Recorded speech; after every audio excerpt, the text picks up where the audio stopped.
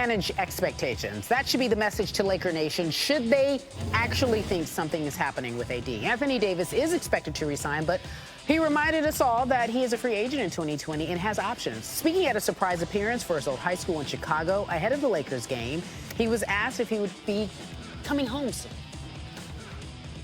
Obviously, it's nothing like playing at home. I don't know. I am a free agent next year, but Next question. We'll see. Young man, Possibility. Possibility. All right. So from where we welcome in our NBA insider, Brian Windhorst. Thank you for being here on SportsCenter Coast to Coast. What are you hearing about the likelihood that Anthony Davis actually leaves the Lakers next summer? I appreciate you being so calm, Carrie. You're being a pro. Look, I've talked with Anthony Davis's camp about this very issue, and they have told me that no promise has been made to the Lakers that he will re-sign with the team. And in this new era of tampering, the Lakers are not allowed to say anything, nor would they say anything about offering him a contract.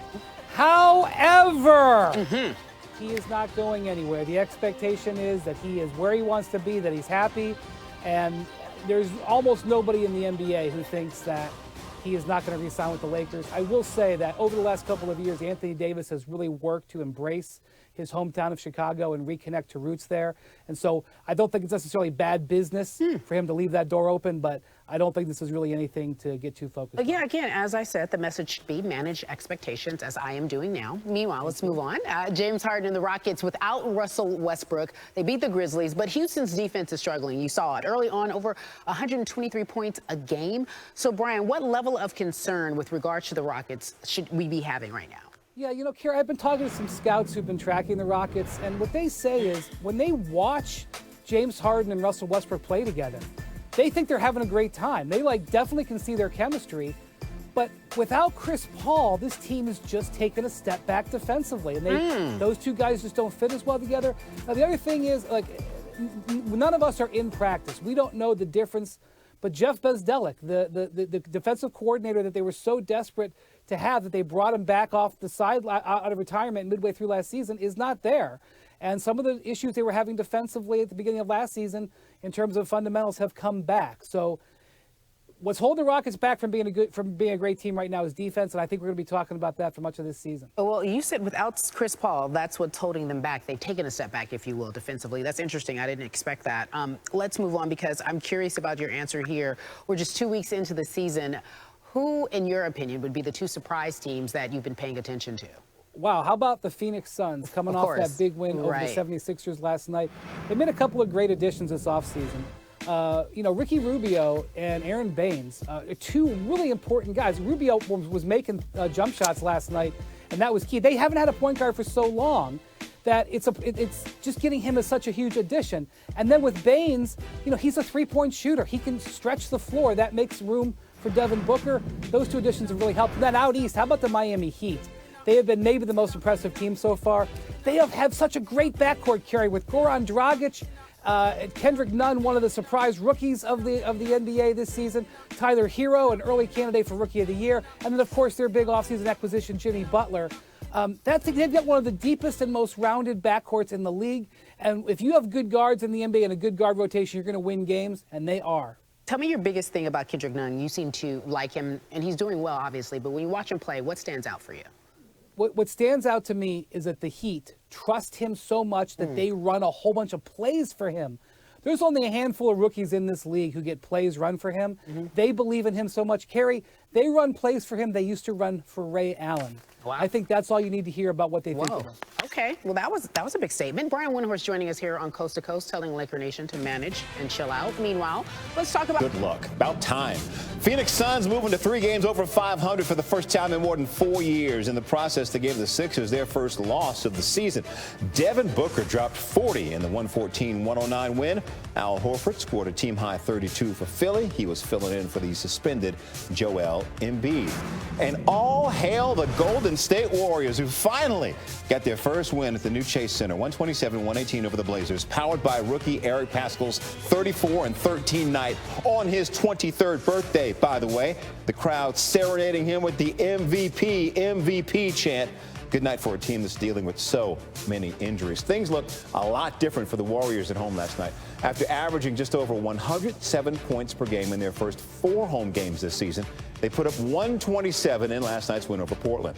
The Warriors' next 3 games are on the road before they return home to face the Jazz on November 11th. And just 6 games into his tenure with the LA Lakers, questions are already being posed on the upcoming offseason for Anthony Davis. Now, Davis, who has the ability to opt out of his contract this summer and become a free agent, is in Chicago right now ahead of the Lakers matchup with the Bulls tonight. And he surprised members of both the boys and girls basketball teams at his alma mater, Perspectives Charter School, yesterday.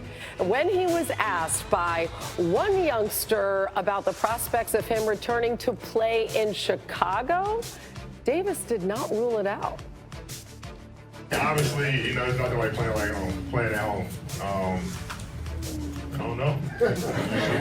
I am a free agent next year, but Next question. We'll see. Young man, Responsibility. Next question, right. So AD is going to be part of a free agent class this summer that also includes Gordon Hayward, Andre Drummond, and Paul Millsap, among others. The 6-time All-Star Davis is averaging 28.5 points per game and 11.5 rebounds per game so far in this young season. Well, the Lakers continue to roll. They beat the Spurs by 7. LeBron with a triple-double, 21 points, 11 boards, 13 assists. Anthony Davis had 25 and 11.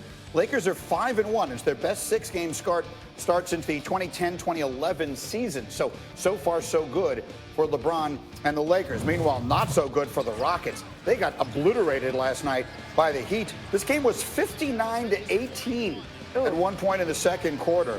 Russell Westbrook scored just 10 points on 3 of 11 shooting. James Harden added 29.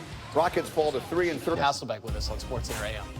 Yo, top dogs in San Antonio. Snoop and what's the Spurs mascot's name? I forget. I don't know. Spurs doggy. Okay. LeBron entering Sunday leads the NBA 10.8 assists per game, hugging Greg Popovich, bringing the ball up court and tossing one to Anthony Davis. They're just in midseason form. Look at that. Screen, roll, AD 25, 11, and 4 blocks. LeBron and AD accounted for 43 points. The Lakers 56 in the first half, 56-43 at the break. Third quarter, Snoop is on the Lakers broadcast. Here's Snoop Dogg on a LeBron drive. Yeah, very good. LeBron just taking over the game now. Come on, Bron, walk into the park. That's a walk in the park right there. We call that cake mix. We call that cake mix. We do. Yes, now. we do. Now we do. Now we do. Fourth quarter, Lakers at 5, LeBron. Mid-range, miss, Dwight Howard. We call that cake done. Dwight was not done. DeJounte Murray, Euro step, and Dwight says, come on, man. Stop that. 14-13 and 2 blocks for Dwight. Snoop loving it. Lakers loving it. LeBron with a triple-double, and he loves how he feels. I'm playing injury-free. I'm not injured. I'm able. My quick twitch is back. My speed is back. My strength is back. Playing with a torn and groin last year, even when I came back, it was still partially torn. It was just difficult to be able to move and shift like I'm capable of doing that defensively. Is the Coyote. Producer John Lavoie just told me. Oh, that's it. First name the. First name the. Last name Coyote. Not dog, Coyote. Okay, why don't you read the full screen? I will do that. LeBron James played his 32nd career regular season game against the Spurs. Finally messed around, got a triple-double on him. He now has triple-doubles against 29 teams, tied with Russell Westbrook for the most all time. The only team either player has yet to record a triple-double against is the Thunder. That's because Russ played for the Thunder. It was hard to do. Oh, yeah. But now he can because he's a rock. I'm going to avoid the punches from Jay. We got a reunion in L.A. It's the Ville reunion. Louisville